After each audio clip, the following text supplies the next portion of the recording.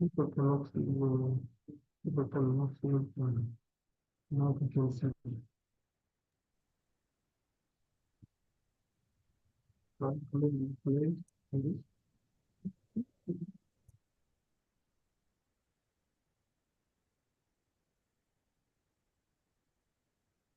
Hey, good evening, everyone, and welcome to the Osstem Middle East and Africa's 2025 webinar series. We're thrilled to have all of you from all around the world, and thank you for being here with us this evening.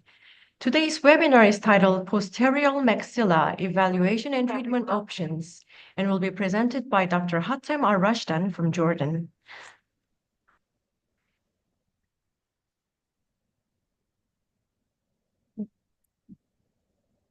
Okay, I will go with the next slide.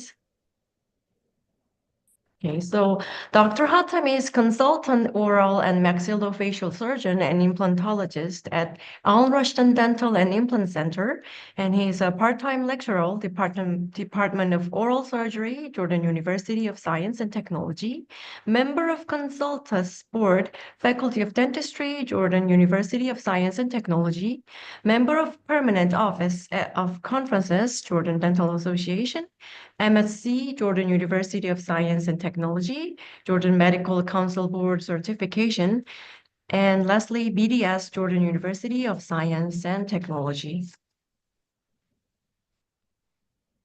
Thank you so much for the great presentation. Yes, so before we begin, just a few notes. If you have any questions during the webinar, please share them in the Q&A section. Dr. Hatem will answer selected questions at the end of the session.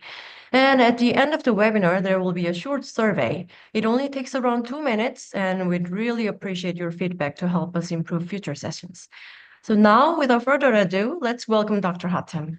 Dr. Hatem, please share your screen and begin the session. Thank you so much for the great presentation. Hope a good day for everybody participating in this webinar. Today's topic will be the posterior maxilla evaluation and treatment options for the edentulous posterior maxilla.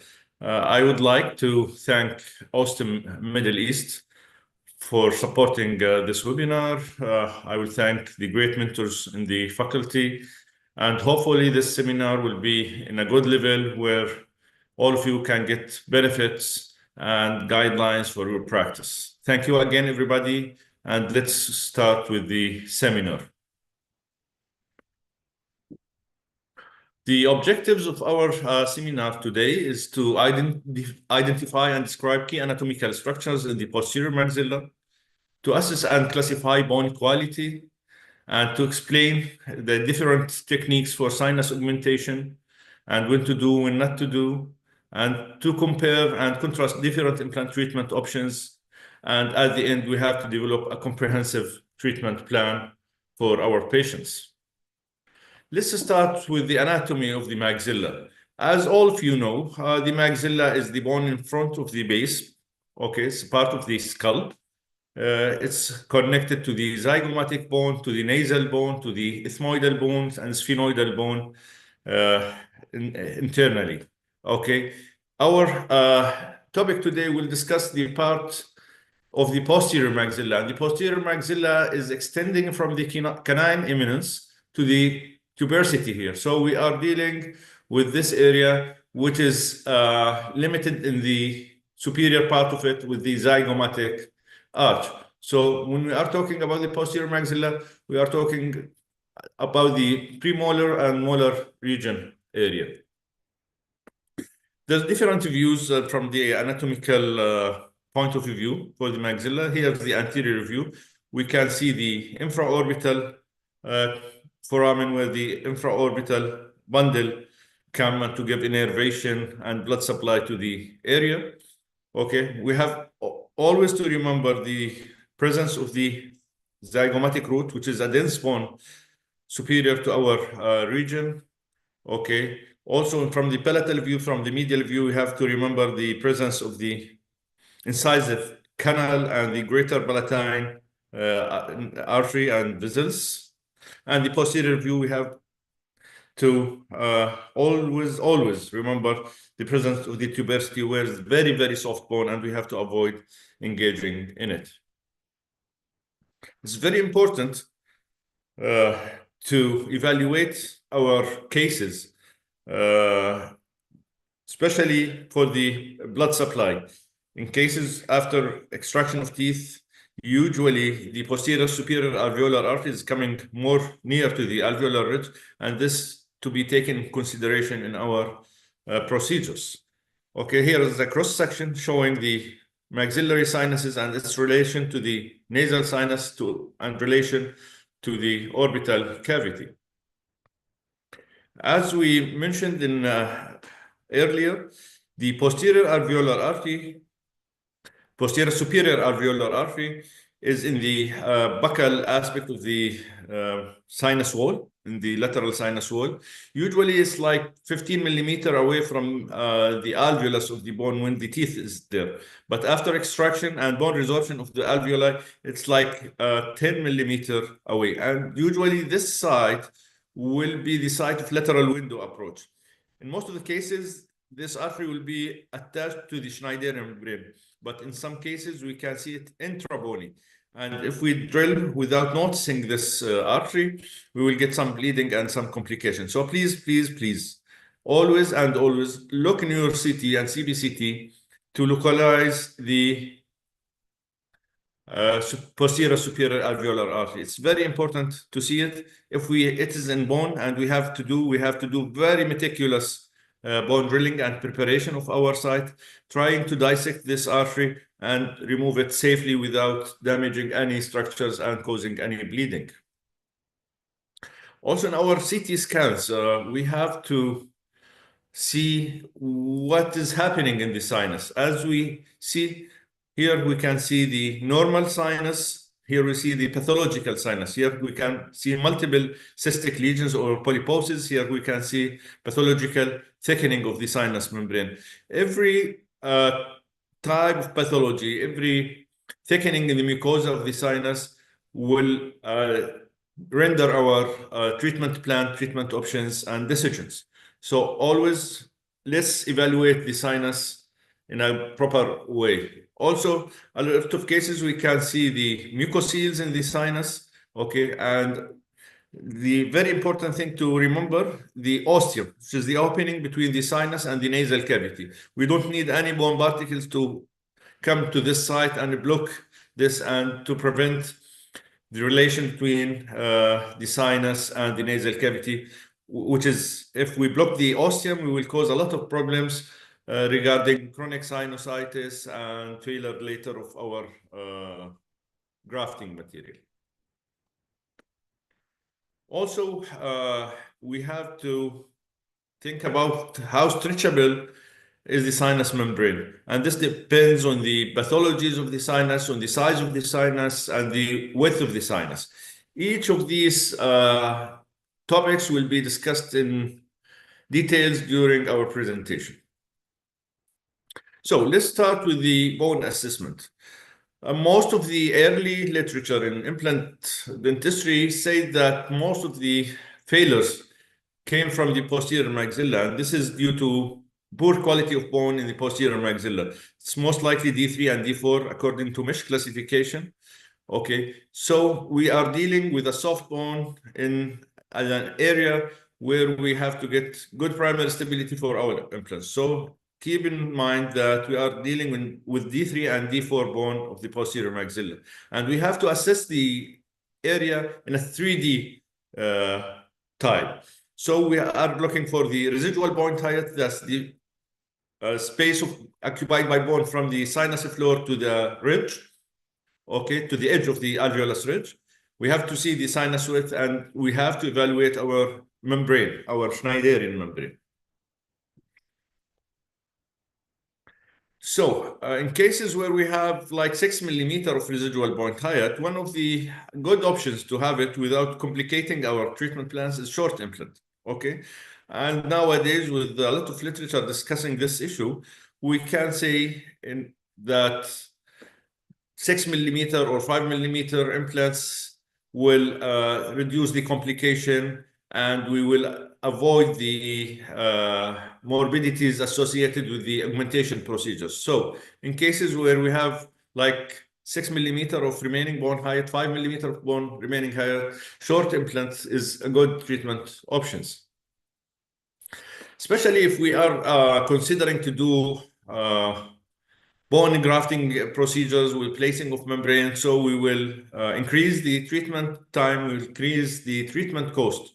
And in some literature and ITI consensus in 2018, it is well established that more marginal bone loss can be seen when we do advanced procedure in posterior maxilla in comparison with just placing short implants in the proper way in proper sites.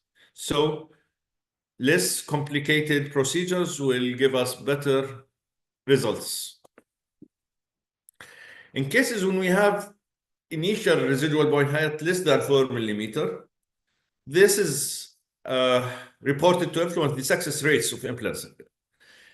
So we have to think of augmentation or with vertical bone grafting. So we will discuss what's the rationale and what's different technique can we use to enhance the bone quality and quantity in the posterior maxilla by augmenting the sinus in different ways.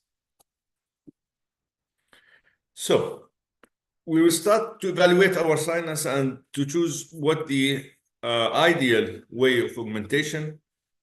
Chan et al. In 2014 gave us this nice simple classification of the sinus width as narrow, average, and wide.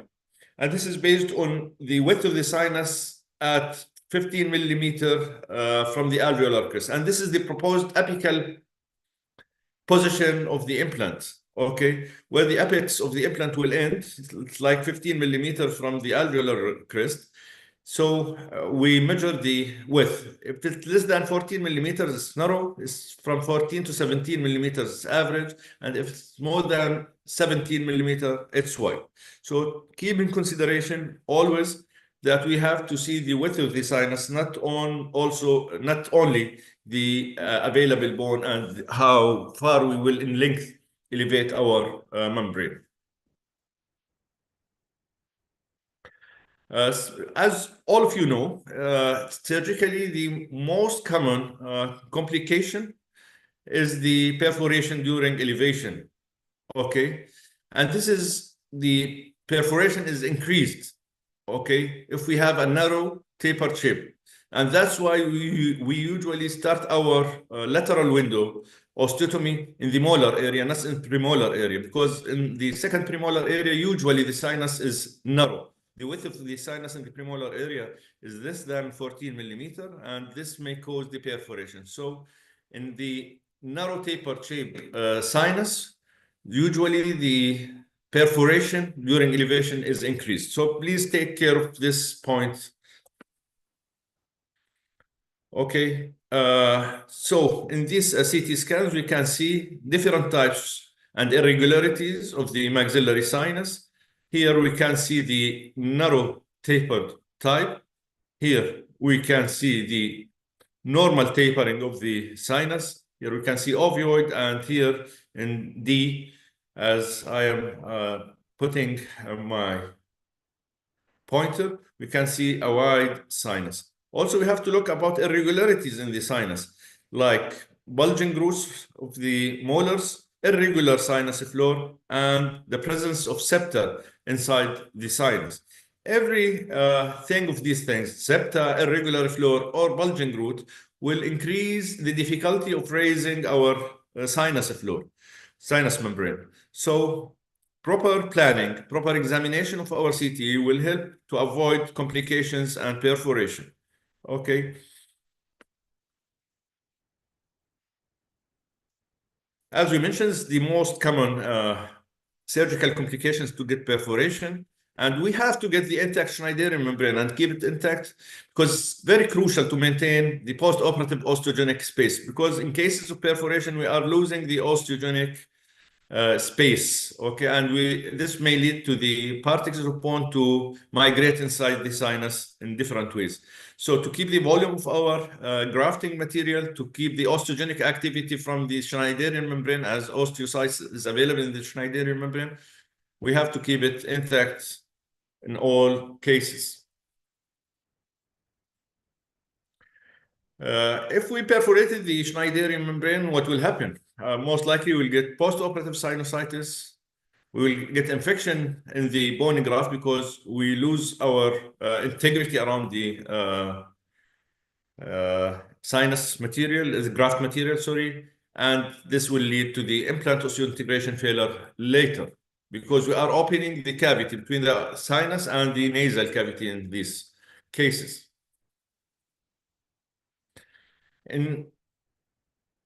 We have also to look further in the Schneiderian membrane, okay? And as literature revealed, sinusitis, polypoid, cystic lesions, and mucosal thickenings are most frequently noted in sinus disease. So patients with sinus disease usually have more thick sinus membrane, okay? And this thickening with sinus membrane will decrease the elasticity of the sinus. So the stretching potential of the sinus will be reduced. So patients with multiple cystic lesions like polyposis, right, like mucoceles, chronic smokers will have this thickened, non-elastic membrane, which is have low stretching potential. So the perforation is more common in such cases. So Liu et al. In 2023 have classified the sinus membrane, the membrane, as a membrane stretching potential of the membrane. We have two types, type A and type B.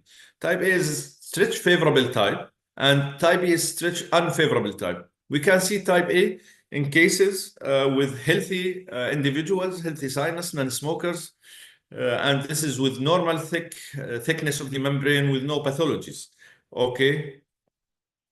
And no symptoms or anatomical variation inside the sinus. Type B is the stretch unfavorable type, SUT, and this can be seen when we have very thin or very thick membrane due to inflammation, due to the presence of septa, sharp edges, or angular, or very narrow sinus anatomy. So we have always to remember there is two types of the Schneiderian membrane, the stretch favorable type, which is good for us, and the bad guy is the stretch unfavorable type. And this must be taken into consideration in our treatment plan.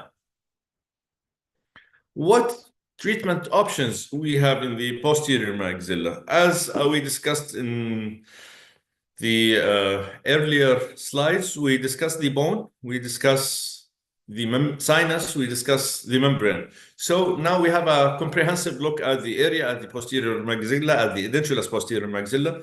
What options do we have as an implant procedures? We have the short implants. We can go for sinus floor elevation in some cases, either by crystal approach or lateral approach. And also we have the zygomatic and transantral and tilted implants. And these topics will not be discussed in our presentation today as they need further surgical procedure complicated with more complication. So today we will focus on short implants and how to augment the posterior maxilla either by crystal approach or lateral window approach. With evolving technology and industry in dental implants, a lot of manufacturers are producing short implants. That's 4 to 6 millimeter implants, either bone level or tissue level implants. One of the very nice meta-analysis done by Charon et al. In 2021, they examined more than 2,500 implants, okay? And the results was amazing that the placement of extra short implants is acceptable alternative for long implants that's more than 8 millimeter with bone augmentation posterior arch. Survival rates, bone resorption, biological complication are less with very high success rate and survival rate for these implants. So in cases when we have 6 millimeter of residual point, the use of short implants is indicated without complicating our procedure. Here, a straightforward case of missing upper first molar. A short implant is placed, gingival former placed spontaneously, and we can see the crown in place with very stable biological and bone level around our implant. So just straightforward, when we have 6 millimeters with a good width of bone, we go for a spontaneous implant placement with no complication, with no need for bone grafting. In cases when we have less than 4 millimeters of bone, or less than 6 millimeters of bone, and this differs from article to article, we have to think about augmenting our sinus to increase the quantity of bone available for our implant placement. So we have two main procedures in sinus lifting. We have either to do the lateral window or to do the crystal approach or transalveolar approach. Okay. Me personally, and literature proved that doing transcrystal or transalveolar sinus lifting is more predictable procedure, easier to perform, and less post-operative discomfort is done if we compare it to the lateral window technique, where we have to raise a bigger flap to cut bone, to elevate the sinus, to place our graft material in large quantity. So in cases where we can go to transalveolar or crystal approach, it is advised, and it's better for the patient and the clinician to do it. Okay. The limitation of transalveolar or transcrystal approach is that we have limited elevation height. It's about 5 millimeters. So if we have like 2 or 3 millimeters with healthy individual with healthy sinus, and we can go with 5 millimeters of sinus lift, so we can place like 6 millimeter or 7 millimeter implant. We are in the safe area. We can proceed with this procedure. But if we have like 2 millimeter of residual point height, and we only get 5 millimeters, this will make our life a little bit complicated, and we have to think in our techniques and to change to lateral window technique. Now we will discuss when to go for crystal approach and when to go for lateral window. In very, very rare cases, I have to mention that we have to go to a palatal approach, and this is spared only for cases where we have very thick buccal bone. It's very complicated, the procedures. Also, it helps with patients with the horseshoe partial appliances, removable appliances as temporary, because when we raise a buccal flap, usually we have to do new appliances. In cases when we raise a palatal flap, we don't make any alterations in the buccal area. So this is advantage, but it's very difficult, demanding procedure, and it's only spared if we cannot do a lateral window from the buccal aspect. So now with the caskets, we can do the transcrystal approach in very easy and predictable way. We just on the CBCT, examine the CBCT, and we do the drilling as how much residual point height we have. With this safe end cutter, we just stop at the Schneiderian membrane. We use a hydraulic lifting by pushing some saline using a catheter, specialized catheter, so we can elevate the sinus in a very safe mode without causing any extra pressure and any bleeding in the sinus membrane. After that, we just place our bone graft material and we place our proper implant in the site safely and without any complication. Very small flap, just a crystal flap, and we do it. Comparing the elevation of the sinus using the casket, okay, to the usual conventional use of osteotomes. As we know, using osteotomes with mallets can do this job, but this pressure, this trauma to the membrane will cause some bleeding in the membrane, some clot formation, and more discomfort to the patient. So using the hydraulic lifting with the casket will reduce the hematoma, the pain, and will make the patient experience much better during this procedure and after it. Here is a case by Unifi. Here we have almost 2 millimeters of remaining bone, but we can see a healthy, good buccal bone thickness, no sinus pathology. We go with our drill. After that, we place our catheter and push some saline slowly to elevate our membrane for like 5 to 7 millimeters. After that, we place our bone graft on spontaneous implant placement. And usually this treatment option is valid and predictable and have a long-term stability as all of we need and wish to see in our patient.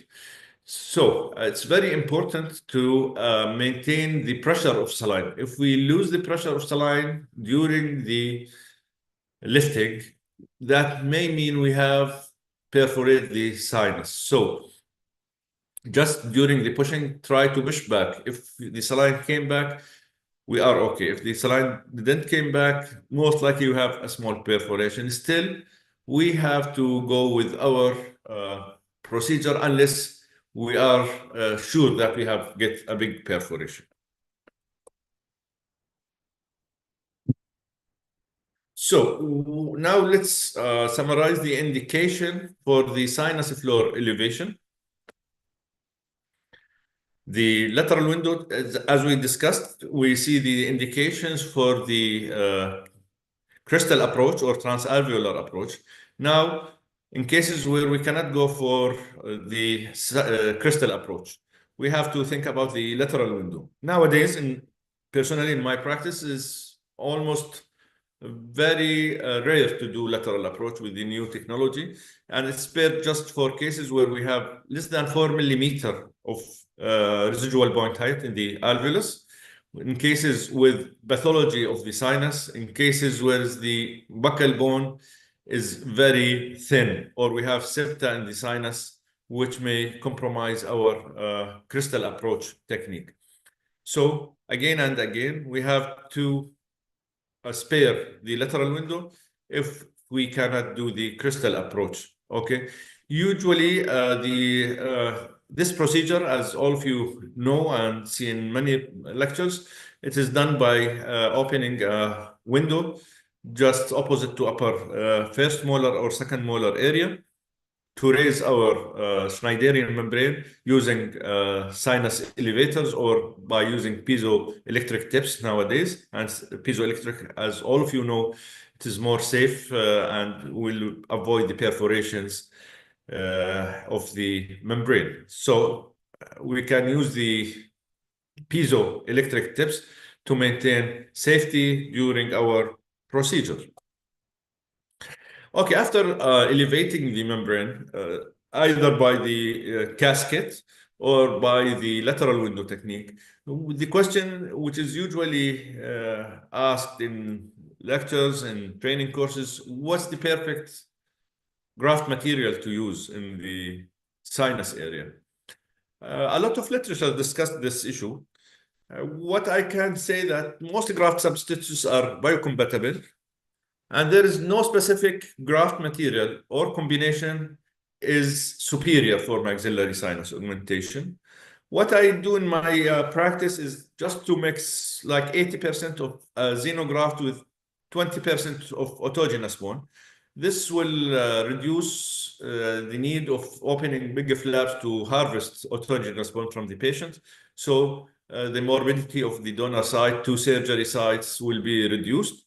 And in the same time, we will benefit from the osteoinductive and osteogenicity and also inductivity, conductivity of the autogenous bone.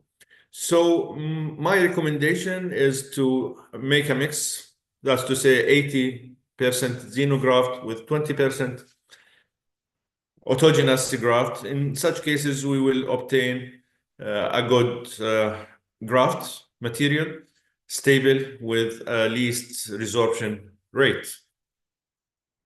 Okay, let's show now a case by Louis. It's why we shall go for lateral window in such cases. We have like 2 millimeters of remaining bone, but we have this pathology, this mucocele in the sinus. So in such cases, we cannot go for crystal approach. So the decision here is made to make lateral approach, lateral window, raised bone graft placed, and it's engaging the medial wall of the sinus. And here we can see it. This is very important note and recommendation to say. When we do lateral window technique, in most of the cases, I will advise to engage the medial wall of the sinus, because the osteoinductive abilities is available in the bone surface. So when we reach with our graft material to the medial wall, we are benefiting from the bone healing ability from the bone in this side. Also, the tenting of the membrane will be more stable around the graft. Consider we are not doing this and the membrane is still here, okay? The stability of the graft will be compromised. So please, whenever we can, we have to reach our medial wall of the sinus, especially in cases of wide sinuses. In cases of wide sinuses, this will increase the stability of bone graft, will increase the quality of healed bone in this area. So always try to reach the medial wall of the sinus. Here is another case of lateral window technique, and this was done, as you can see, we have like less than 1 millimeter, almost 1 millimeter of remaining bone with the septa here. So no transcrystal approach can be done.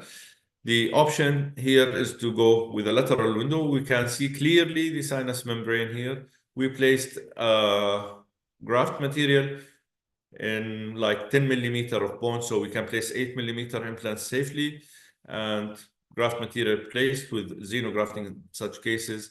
And this is very stable, engaging the medial wall, lateral wall. The tenting of this Schneiderian membrane is present, so we will predict a good results. After doing our lifting, if we are going to put implants, either spontaneous or by stage technique, is every implant is suitable for the posterior maxilla area? Do we have to think about which implant type design shall we use in the posterior maxilla? Yes, this is very important. And a lot of literature is discussing the different types and designs of the implants and relation to primary stability and long-term stability. So we have to take into consideration that most likely we have 2, 3, 4 millimeter of residual bone height, and the other side is graft material.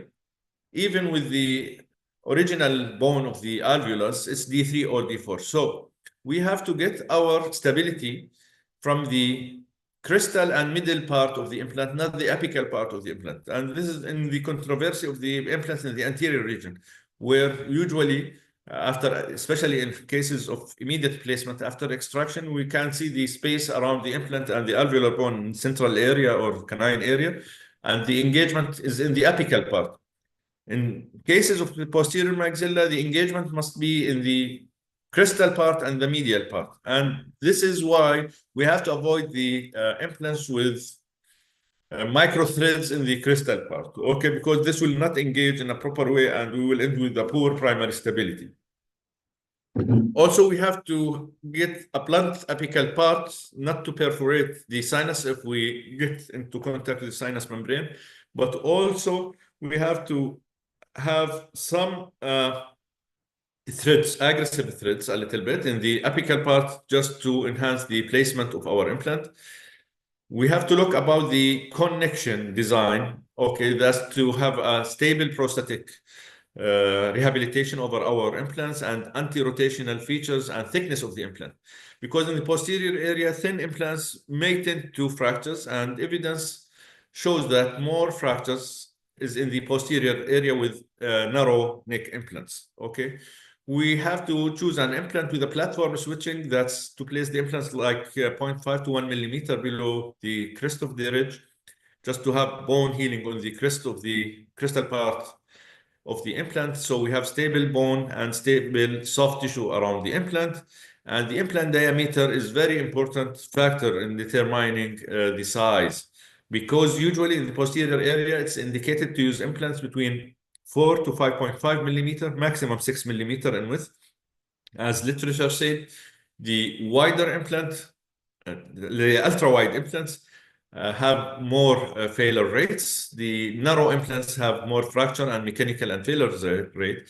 My recommendation is to use implants with diameter from 4.5 to 5.5, maximum 6 millimeter in the posterior area. In my practice, I use TS3 and TS4 implants in the posterior maxilla. And as you can see here, here's the TS4 and here's the TS3 implant. The crystal part and the middle part have these V-shaped threads with good and fair patch and depth of the threads. And this will enhance the adaptation with the bone, the engagement with the bone, okay? And at the same time, this will increase the clot formation around the implant, which is very important in the healing process. So please always and always try to choose the implant in the proper way for the posterior maxilla.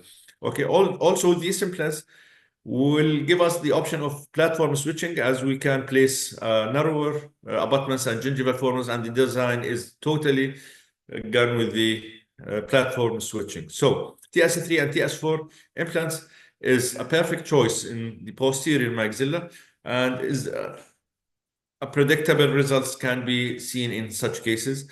The wide implants are a good choice, especially in cases with immediate placement. But as we mentioned, try to avoid ultra-wide implants. That's because we are losing the bone quality around the implant.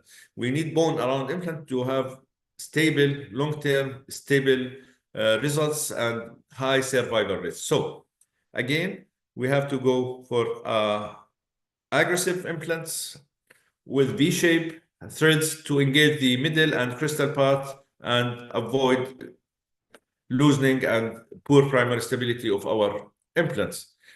Just to summarize our lecture, our webinar, this is a decision tree where what to decide in the maxillary sinus floor augmentation. 6 millimeter, go for short implants. Less than 6 millimeter, go for transcrystal approach. 4 to 6 millimeters with no sinus disease, we go to transcrystal approach. 4 millimeter with sinus disease, as we mentioned, we go for lateral approach. 2 to 4 millimeter of residual point height with no disease.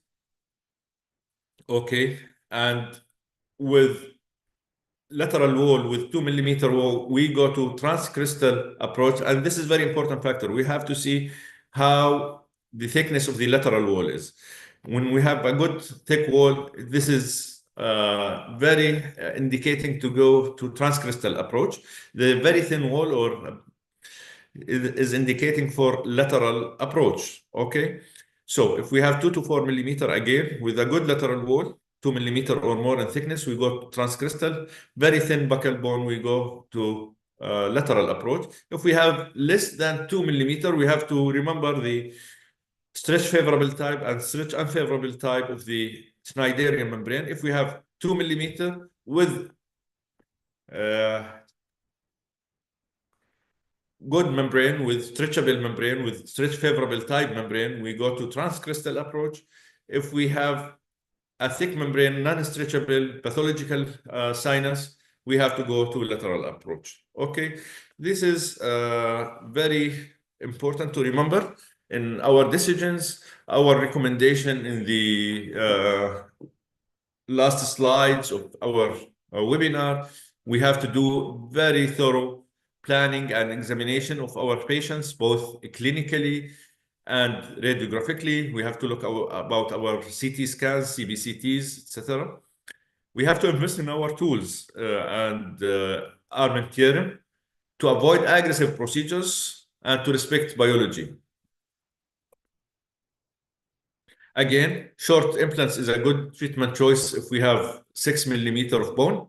Transcrystal approach for most of the cases from 2 to 6 millimeter of remaining bone height or residual bone height. And we spare the lateral window approach in cases of 2 millimeter or less with pathology or septa of the sinus. And always look about the implant design and the selection of the implant to be placed in the posterior maxilla. Oh, thank you all for being with us for these 40 minutes. And also we have to remember, we have to be very precise. We are dealing with the head with a lot of nerves, arteries, muscles. So thank you again and again. Thank you, Osstem Middle East, for hosting this webinar. And hopefully it was full of benefits and knowledge. Thank you again. And I am open for questions. Thank you. Yes, thank you, Dr. Hatem, for your insightful lecture. Now, Dr. Hatem will answer some of the questions we've received from the audience. Now I can see a lot of questions now. So the first question would be, what about graftless sinus lifting? Perfect. This is very important. Usually we have two things to do with the graft. The first thing is like a scaffold. So when we do our graft, we are making a way to the natural bone to heal in the site. So it is very important. So graftless sinus membrane can be done only in cases of minimal lifting with spontaneous placing of the implant. So the implant will make the tenting effect. Okay, and we will depend on the osteogenic activity of the membrane and the bone around the implant to do it. But in cases of lateral lifting without tenting, usually we will have some relapse and granulation tissue formation. So the graftless procedure is spared only when we place our implant in the crystal approach. Okay, thank you, doctor. And another question is, thank you for the comprehensive presentation. Can sinus grafting procedure be done at the same time of extraction? If yes, does that affect the success rate? Oh, a very good question. Can a sinus lift procedure be done at the same time of extraction? That's right, yeah. Okay. Technically, yes, we can do it. But we are aware of two things in such cases. The first thing is there's any communication between the roots of the posterior teeth and the sinus. If there's a communication, I would prefer to just make the extraction, wait for healing, and then do the sinus lifting procedure. If there's no communication with the roots, we can do it, but usually if there's no communication and we did our extraction, most likely there will be some remaining bone in the site. So what's the need for sinus lifting? This is a case specific question, okay? But in most of the cases, no, I would prefer to do our extraction, and after 6 to 8 weeks, after the primary healing, soft tissue healing in the extraction site, to do the sinus lifting procedure. Okay, and we have another question. How to decide between sinus lift and onlay bone grafting? Okay, perfect. This is perfect question. As I'm a surgeon, this is something related to prostatic, but it's very important, and I will answer. We have to examine the interocclusal space, okay, and we have to examine the crown to implant ratio. In cases of increased interocclusal space, we have to think about vertical bone augmentation by inlay or blocky grafts in the area. So this is a decision make in the clinical aspect after examination. If we have a very big, very large interocclusal space, we have to think about inlay or vertical bone grafting. So it's depending on the occlusal space. Okay, our next question is how to deal with D4 bone during implant surgery, soft bone. Okay, perfect. As we know, most of the cases of posterior maxilla is D4 bone. Usually, we have to do our drilling in a low speed. And in some cases, we do 4 millimeter drilling and place 4.5 implant just to obtain primary stability. In implants with the design such as TS3 and TS4, Usually, I am looking to achieve 35 to 45 Newton centimeter of primary stability, and this is achieved by under drilling. Okay, so just stop one drill before your final diameter of the implant, selected implant. Thank you. And when there is chronic pathological disease in sinus, can I go for sinus lift? Okay, perfect question. A chronic sinus disease, this is usually chronic sinusitis. In cases of chronic sinusitis, let's say firstly that in cases of acute sinusitis, we cannot go for sinus lifting procedure, okay? We have to get rid of the acute stage of the disease. In cases of chronic sinus disease, and this is most likely chronic sinusitis or chronic polyposis of the sinus, we can go for sinus lifting, but we have to be very meticulous as the Schneiderian membrane will be stiff and most likely will be more prone to perforation. So yes, we can, but we have to take meticulous care in performing our surgery. Thank you. And I think this is our last question. When to go for vertical bone augmentation in posterior maxilla? Okay, this was almost like the previous question when to use the onlay grafts, almost the same. Yes, again, it's depending on the occlusal space between the upper teeth and the lower teeth and the proposed length of the crowns to be placed on the implants. I prefer to have 1-to-1 ratio of implant, maximum 1-to-1 ratio, crown to implant ratio. That's a mechanical issue with the connection, with screw loosening, etc., etc. So if we have increased vertical space between the lower teeth and the proposed occlusion of the upper teeth, this is an indication for vertical augmentation of the posterior ridge. Okay. Yeah, thank you very much, Dr. Hatem, for your insightful presentation once Thank again. you all I'm sure for being here. we'll all gain valuable knowledge from your session. And thank you to everyone who joined us tonight and participated so actively. So before we conclude, I'd like to share our upcoming events. So next month in May, we have 2 free webinars coming up. On May 16th, Dr. Afif Buslama presents on sinus membrane elevation. And on May 27th, Dr. David will also talk about sinus lift. Free registration is available on our Instagram page at Osstem MEA. Don't forget to reserve your seats in advance. And we also have hands-on course at our training center in Dubai. This Sunday session with Professor Kim is already fully booked, but there are still a few spots left for Professor Wasim's on May 9th. You can register through our Instagram as well. So thank you once again for joining us tonight, everyone. We look forward to seeing you at our next event. Have a great evening. And thank you so much. Thank you, Dr. Hatem. Have a great evening and a great weekend. Thank you so much, everybody. Thank you for joining. Goodbye. Goodbye. Have a great evening, everyone. Goodbye.